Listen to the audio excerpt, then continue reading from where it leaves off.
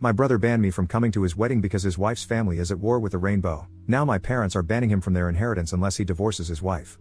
So, my brother's wedding happened 2 days ago, and it turned into complete chaos, which I know even though I wasn't there. You might wonder why I didn't attend the wedding if it's my brother's. Well, it's because of his wife's family. He did send me an invitation to the wedding because he wanted me there, but his fiancée told him I couldn't attend because I had a boyfriend. You might be confused, but I'm a man, and I have a boyfriend whom I wanted to bring to the wedding. She said that even though my brother and her don't have a problem with that, her extremely religious parents, who already forced her to have the wedding in a church, would most likely banish us from the wedding and cause trouble between our families. After she told him that, my brother told me I couldn't attend and explained why. You might think I was angry. The truth is, I was relieved. I hate going to big events with lots of people because of my social anxiety, and I was already used to not being able to attend certain events because of my orientation, so it was nothing I hadn't heard before. So on the day of the wedding, I stayed at home with my boyfriend. It's worth mentioning that my parents apparently didn't know I wasn't attending the wedding. I was chilling at home, cuddling with my boyfriend, when I suddenly got a text message from my parents asking me where I was because they couldn't find me at the wedding party. I told them I wasn't attending the wedding and asked if my brother hadn't told them anything. They said no and asked me what had happened. I didn't see any reason to lie, so I sent them a text message telling them exactly why.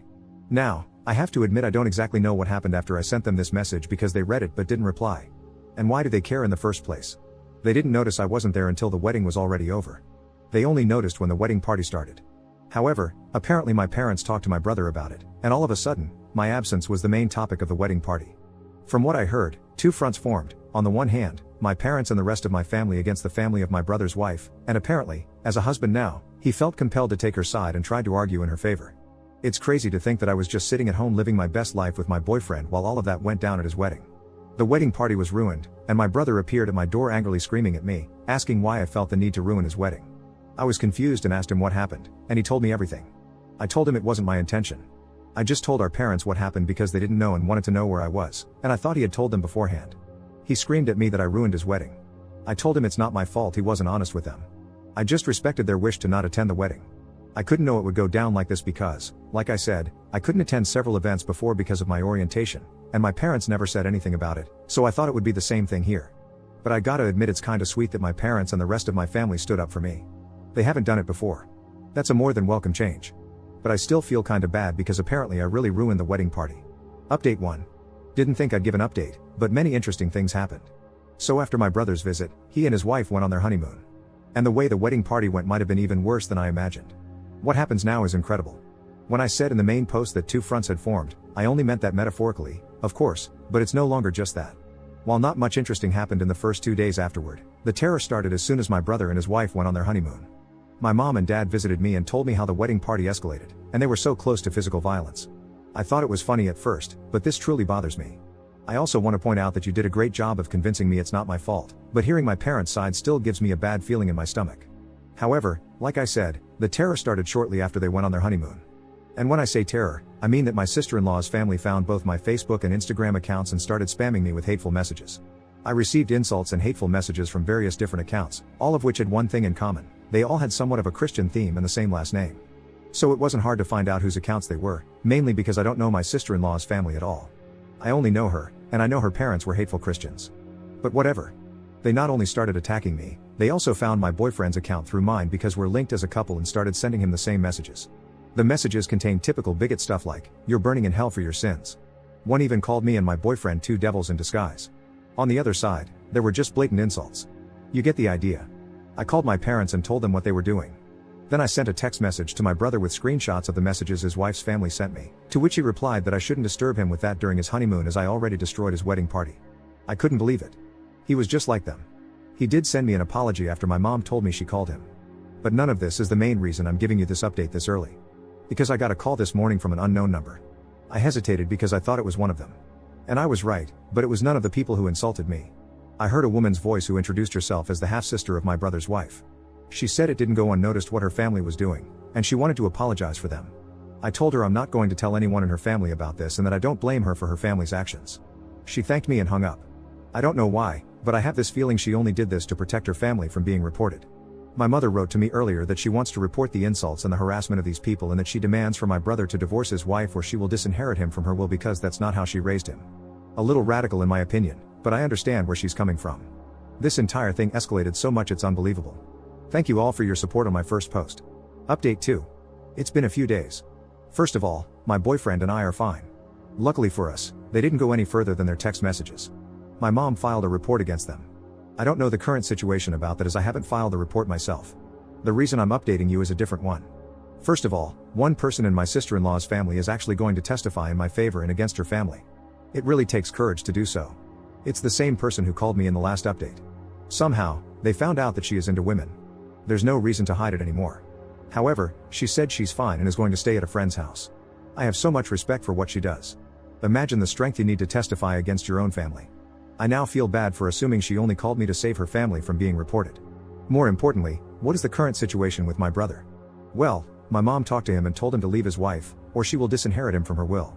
He decided to stay with his wife, and my mom made her threat come true. He's no longer in her will. My father did the same. When I visited them, I also told them that I wish this entire situation had gone differently. They assured me it's not my fault, but I feel like if it wasn't for me, then my family wouldn't be ripped apart like this. I haven't talked to my brother since then. My boyfriend feels similar. He also told me he kind of feels responsible for all this chaos. I assured him it's not his fault.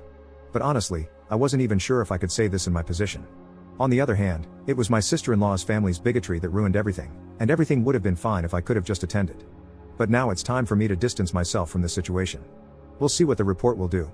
I followed your advice to document everything. The insulting and harassing messages continued until 2 days ago, so I have much to say about them.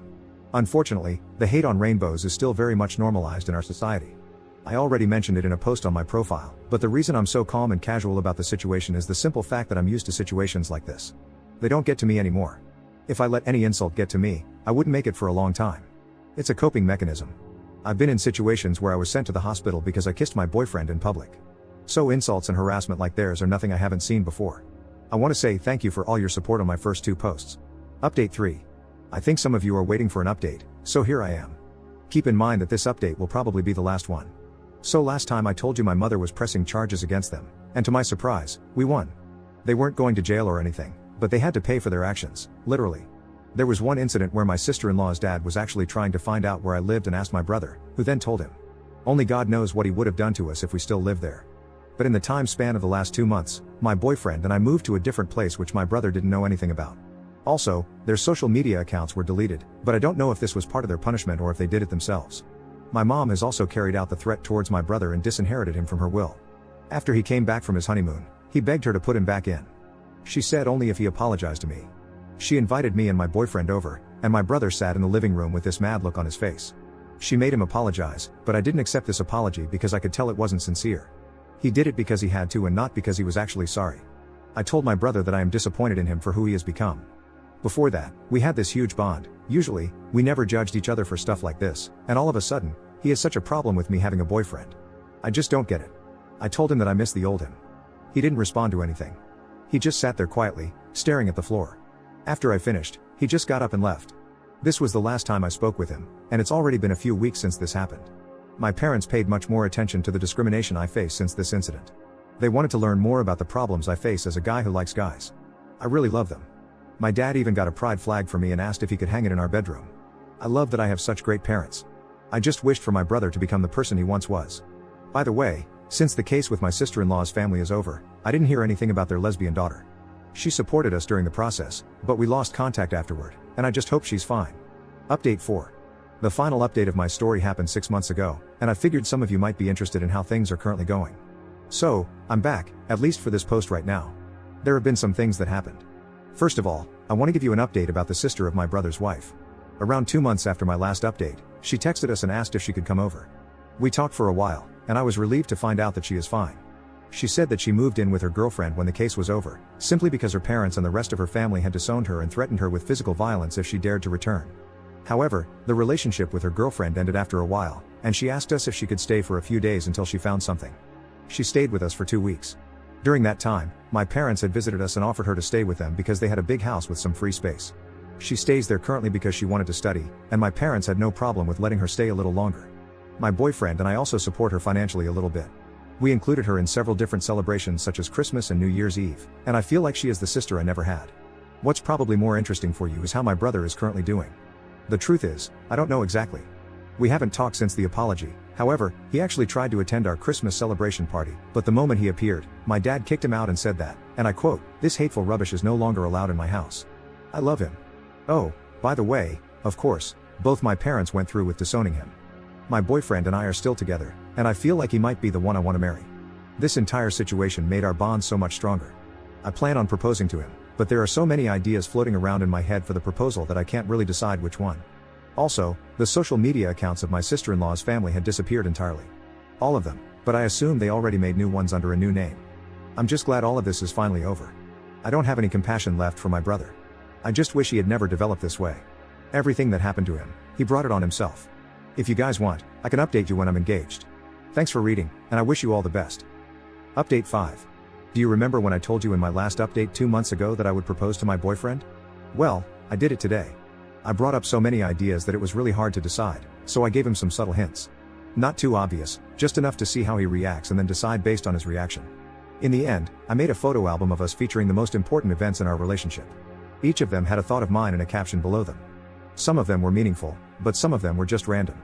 Like one photo of us eating at his favorite restaurant on his birthday, and the caption just says something like, "Damn, that pizza was good." That made him laugh. We walked to his favorite spot in town, which is a wonderful lake. That is where I gave him the album and told him it's a present and to look through it. He was focused and didn't notice what I was doing behind him, as I just told him I was getting something I forgot. I positioned myself behind him, and that is when the last page came into play. That page had a photo of me holding the ring in the same way I positioned myself behind him, looking straight at the camera. And the caption says, "Hopefully, he says yes." He turned around in disbelief and started crying almost immediately when he saw me. I couldn't even finish the question, and he already said yes. It was exactly how I hoped it would go. I always dreamt of making my proposal like something out of a romance novel, and I was successful. So yeah, that's it. I'm gonna marry him. I already told my entire family except for my brother, of course. They were so happy about it, especially my mom and new sister. I assume my brother knows anyway, considering I shared it on Facebook. You guys probably aren't wrong that he might plan something, but if he does, it won't stop us.